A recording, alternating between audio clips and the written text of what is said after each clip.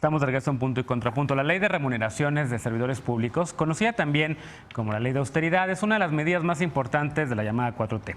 Establece que las funcionarias públicas dejarán de recibir bonos, comisiones, compensaciones o percepciones extraordinarias al salario. Además, ningún funcionario deberá ganar más que el presidente o el Ejecutivo Federal. La aprobación de esta ley no ha sido fácil y ha sufrido numerosas modificaciones e impugnaciones que llegaron hasta la Suprema Corte de Justicia, donde la discusión rompió las prácticas tradicionales. Veamos el contexto. 3 ministros de la Suprema Corte de Justicia de la Nación se pronunciaron por terminar la acción de inconstitucionalidad que presentaron la Comisión Nacional de Derechos Humanos y 55 senadores de oposición contra la Ley Federal de Remuneraciones de los Servidores Públicos. Dicha ley establece que ningún trabajador del gobierno federal podrá recibir un sueldo mayor al presidente. Este lunes, el ministro presidente de la Suprema Corte de Justicia, Arturo Saldívar, dijo que los cambios hechos a la reforma cambiaron totalmente el sistema normativo previsto en el primer decreto, al grado en el que han cesado los efectos jurídicos del decreto impugnado. En diciembre, el ministro Alberto Pérez Dayán ordenó la no aplicación de la ley, pero el Senado presentó en la Corte un recurso de reclamación y en abril se publicó el decreto de reformas a la misma.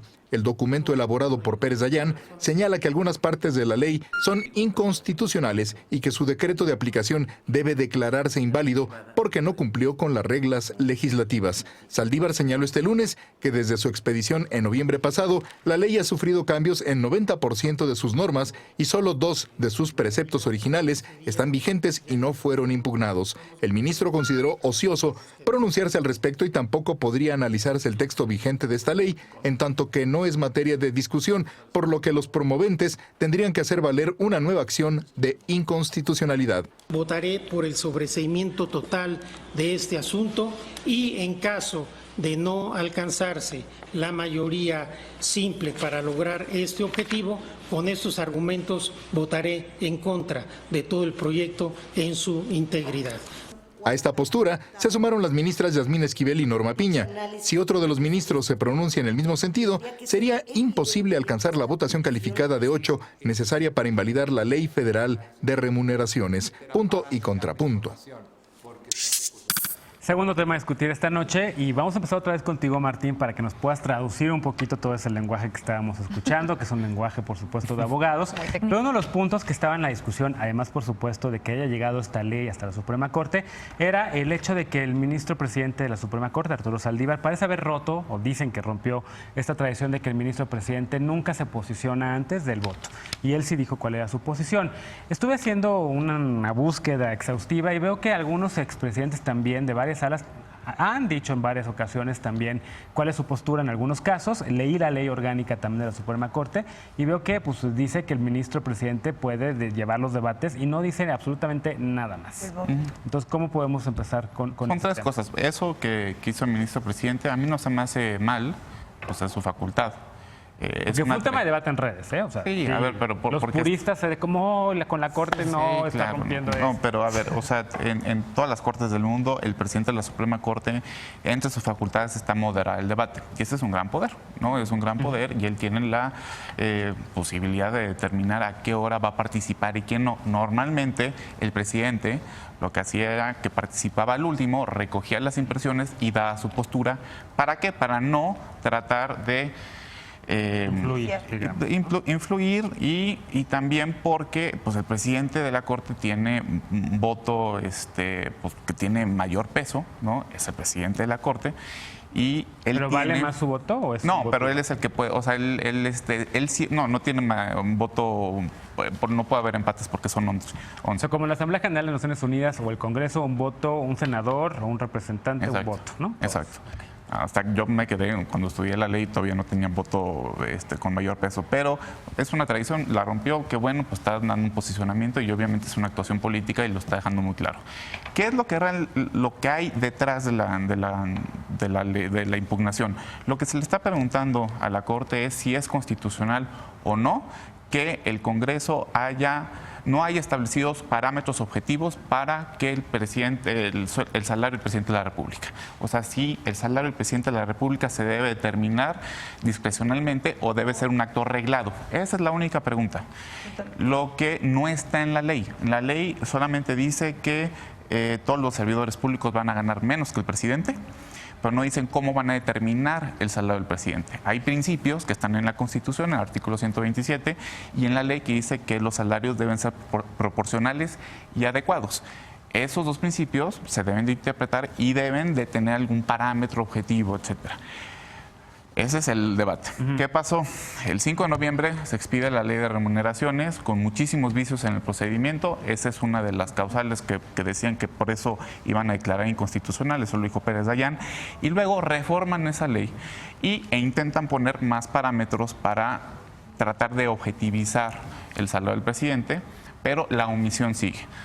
Ya ahorita 4 ministros se decantaron por establecer que la ley que se debe sobreseer, es decir, no se debe entrar al fondo del asunto. 4. No entrar al fondo. No, es no estudiar, sino porque como efectivamente se reformaron 90% de los artículos, entonces se debe desechar el proyecto, por así decirlo, y esperar a que haya una nueva controversia constitucional, que ya la presentaron ayer, para que se puedan examinar realmente los argumentos de fondo. Y que sean 4 es importante porque necesitan... Porque no se puede declarar inconstitucional la ley. O sea, necesitan 8 votos para que se declare inconstitucional. Eso ya no lo van a tener. Ya están escribiendo el artículo, ¿verdad? Para explicar esto, porque evidentemente es muy poco tiempo para poder explicar algo tan complicado como... Pero yo no coincido con Martín en que la materia del debate sea que existan dentro de la propuesta legislativa parámetros, objetivos para fijar topes salariales. En realidad el proyecto del ministro Pérez Dayán tiene que ver con el proceso, con la forma en que el Poder Legislativo hizo estas reformas. No, son los dos. O sea, la primera parte del proyecto dice es que el proceso estuvo totalmente visado, por lo tanto toda la ley es inconstitucional. La segunda parte dice, por un lado, lo que se impugnó es que no hay un parámetro que siga el artículo 100. ¿Quién lo determinó? Y por ejemplo, Luisa Conesa lo puso muy bien en un artículo. ¿Qué pasa si el Congreso, en el presupuesto de egresos, dice que el presidente debe ganar $1 al año? Pues no sería constitucional, o sea, no hay un parámetro objetivo. ¿Cuánto debe ganar? Debe ser proporcional y adecuado al empleo que realiza.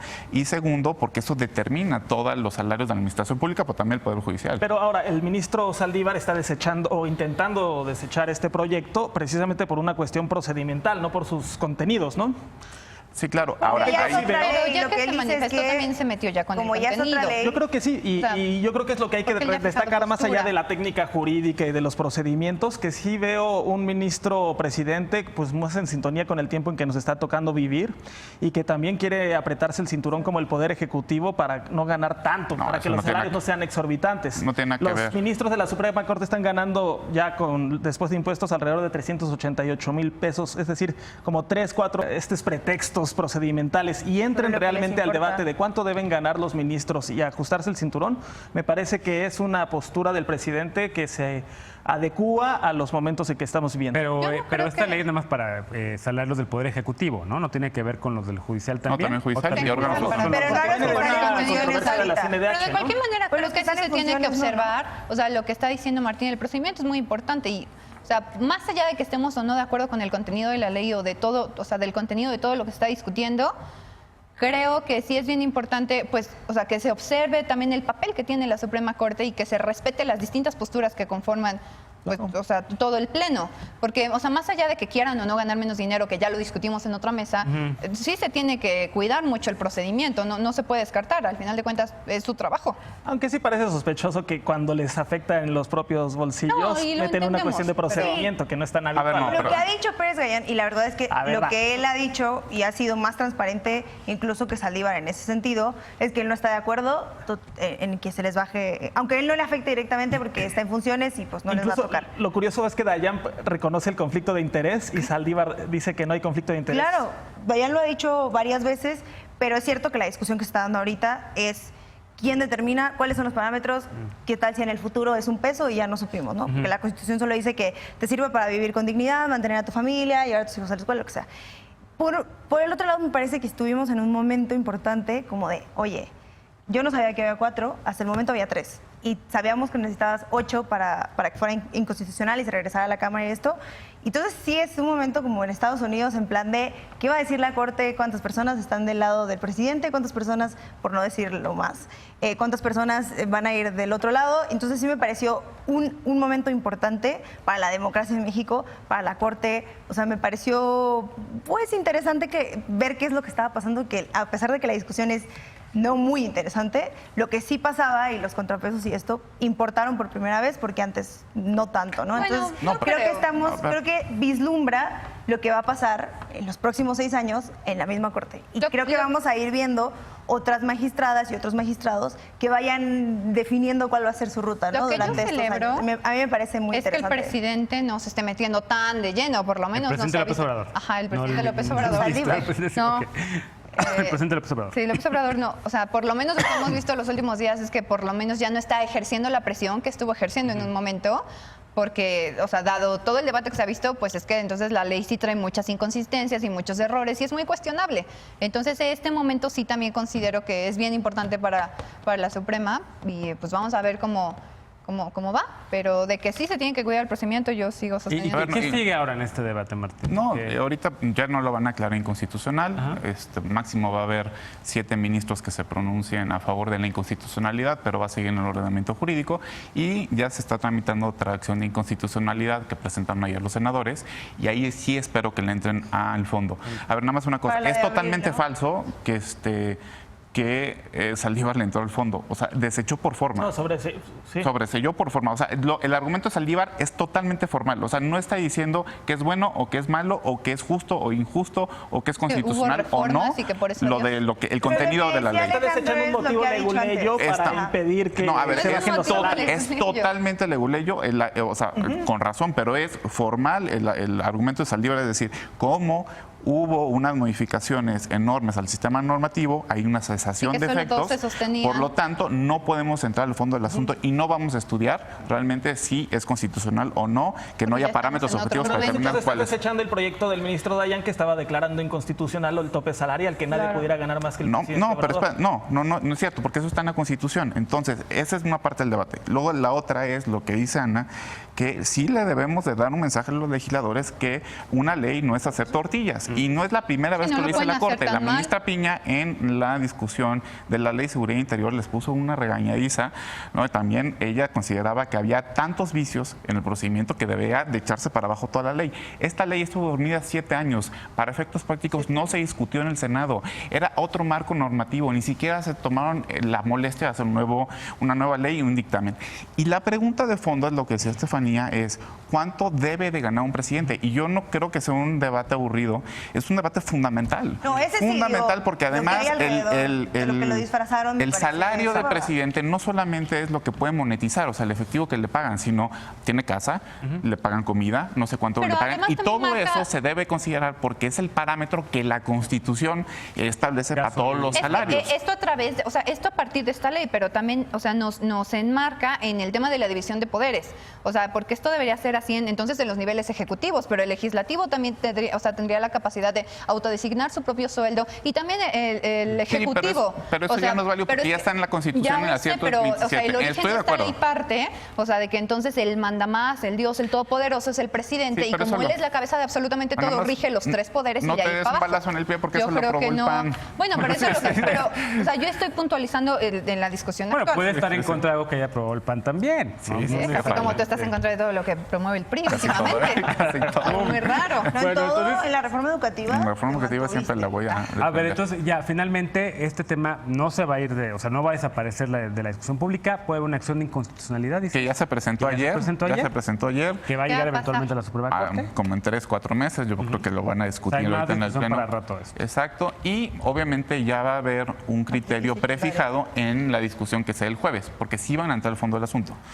Pero como no van a alcanzar la mayoría de 8 votos para echar abajo toda la ley, entonces la ley, que es una incongruencia, pues sí, se queda como pues es ley, está en el marco jurídico, no se puede echar para abajo. Sí. Y ahora los detalles, por ejemplo, el tema de los embajadores, ¿no? Nuestra próxima embajadora en Qatar, una de las ciudades y los países más caros del mundo, pues no puede ganar No va a poder vivir.